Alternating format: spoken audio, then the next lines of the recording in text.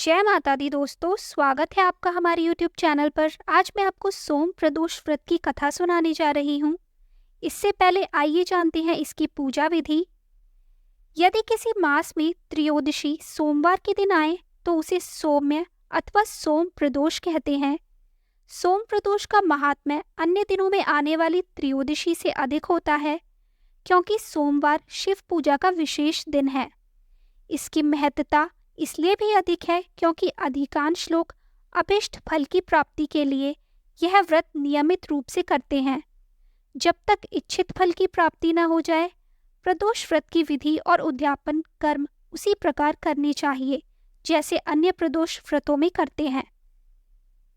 प्रातः स्नानादि कार्य से निर्वृत्त होकर रंगीन वस्त्रों से मंडप बनावे, फिर उस मंडप में शिव पार्वती की प्रतिमा स्थापित करके विधिवत पूजन करे। तदंतर शिव पार्वती के उद्देश्य से खीर से अग्नि में हवन करना चाहिए। हवन करते समय ओम उमा सहित शिवाय नमः मंत्र से 108 बार आहुति देनी चाहिए। इसी ओम नमो शिवाय से उच्चारण से शंकर जी के निमित्त आहुति प्रदान करे। हवन के अंत में किसी धार्मिक व्यक्ति को सामर्थ्य के अनुसार दान देना चाहिए।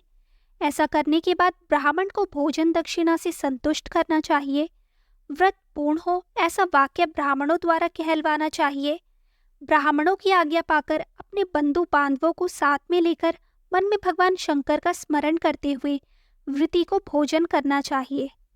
इस प्रकार उद्यापन करने से वृत्ति पुत्र पुत्रादि से युक्त होता है तथा आरोग्य लाभ करता है।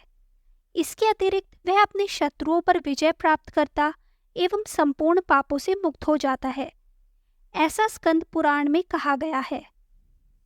अब मैं आपको सुनाऊंगी सोम प्रदोष व्रत की कथा। सोम प्रदोष व्रत की पौराणिक व्रत कथा के अनुसार एक नगरी में एक ब्राह्मणी रहती थी।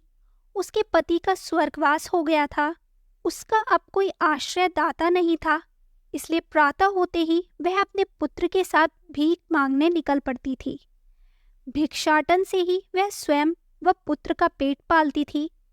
एक दिन ब्राह्मणी घर लौट रही थी तो उसे एक लड़का घायल अवस्था में करहाता हुआ दिखा। ब्राह्मणी दयावश उसे अपने घर ले आई। वह लड़का विदर्भ का राजकुमार था।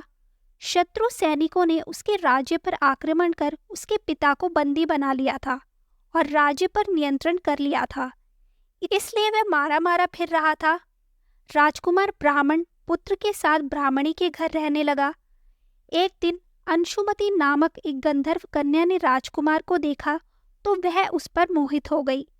अगले दिन अंशुमति अपने माता पिता को राजकुमार से मिलाने लाई। उन्हें भी राजकुमार भा गया। कुछ दिनों बाद अंशुमति के माता पिता को शंकर भगवान ने स्वप्न में आदेश दिया कि राजकुमार और अंशुमति का विवाह कर दिया जाए। उन्होंने वैसा ही किया। ब्राह्मणी प्रदोष व्रत करती थी। उसके व्रत के प्रभाव और गंधर्व राज की सेना की सहायता से राजकुमार ने विदर्भ से शत्रुओं को खदेड़ दिया और पिता के राज्य को पुनः प्राप्त कर आनंद पूर्वक रहने लगे। राजकुमार ने ब्राह्मण पुत्र को अपना प्रधानमंत्री बनाया।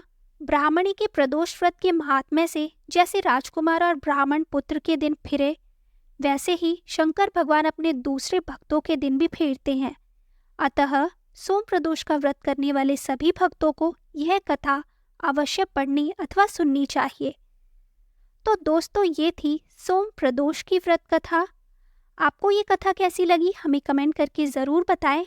अच्छी लगी हो तो हमारे चैनल को सब्सक्राइब करें और शेयर करना ना भूलें।